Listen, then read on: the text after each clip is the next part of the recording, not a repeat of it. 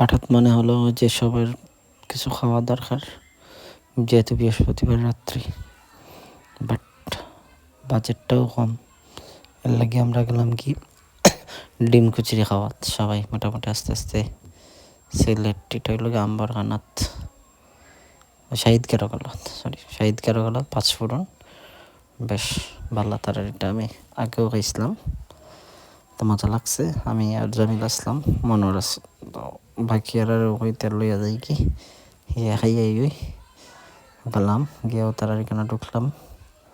সবাই করে ওকে ঠিক আছে, পরিবেশ সুন্দর। ওই যে পাঁচফোড়ন, সিলেট, জামিল,